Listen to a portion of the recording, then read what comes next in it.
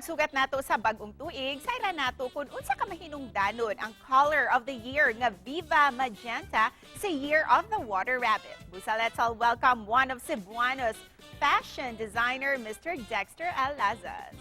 Mayong buntag, Sir Dex, and welcome back dinhi sa GMA Regional TV Live. Happy New Year! Hi dear, Happy New Year, Miss Cecil. Beautiful as ever, no?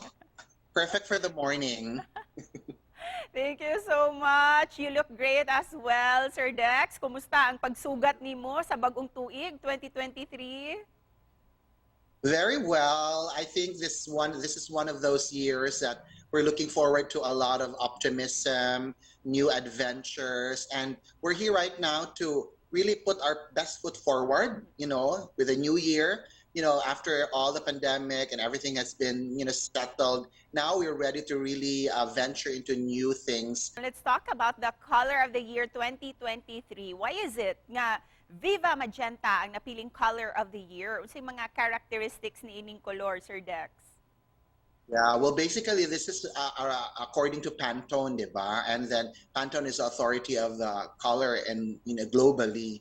And so, according to them, and of course from everyone around the world, the fuchsia manggod, it's the magenta.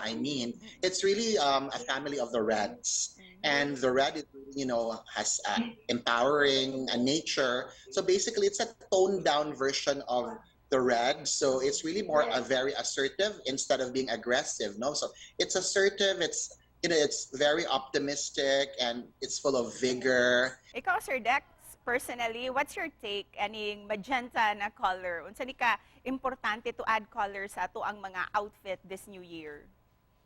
Actually, I love it, and in fact, I'm still wearing black and white now, one of my favorite colors. But in the coming years, and I've been shopping nasad lately for colors, because I think we need more color in our life, no? And magenta is really very sweet. It looks like a berry. It looks like more of a purplish, pinkish tone, and it really adds to either both feminine and masculine. It's a combination of both for me.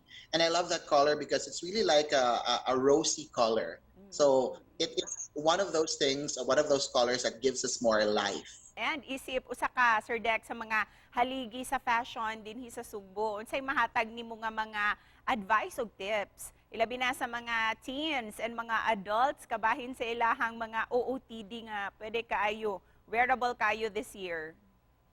Yes, well, basically, for everyone out there from young to the young at heart, we would suggest to use the magenta color in their wardrobe, either just a top or an accent, or even just, one whole dress would also be nice, just to signal your optimism, because whatever you're wearing, it's basically what your mood is as well. And of course, I would still encourage mga Cebuanos na wear just something Cebuano or Filipino. Very Cebuano. So I'm promoting the Cebu Wear campaign to really, emphasize that we're back to coming to nature and coming back to our roots as a Filipino. And to help you support on your advocacy, Sir Dex, unsaon ni namo nga makatabang mi sa ato ang mga local industry to promote our local products? Yes, in fact, definitely one of the big news that I will be sharing is that the Miss Cebu pageant on January 11 will be showcasing a lot of Filipino wear. We're encouraging the Filipino chic outfit for everyone coming in and all the guests to wear something very Filipino.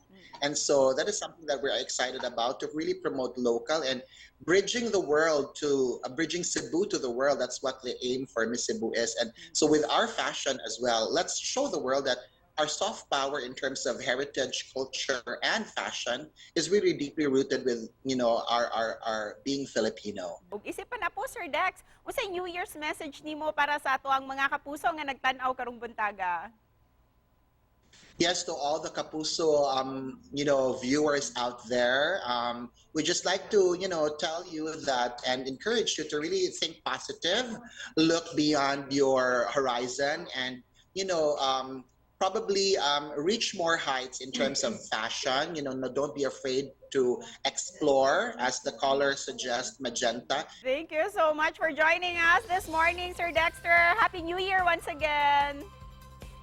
Happy New Year, dear, and Happy New Year to everyone watching you right now. And stay beautiful, Of course, stay blessed and continue to be a blessing to many. Thank you, Sir Dax.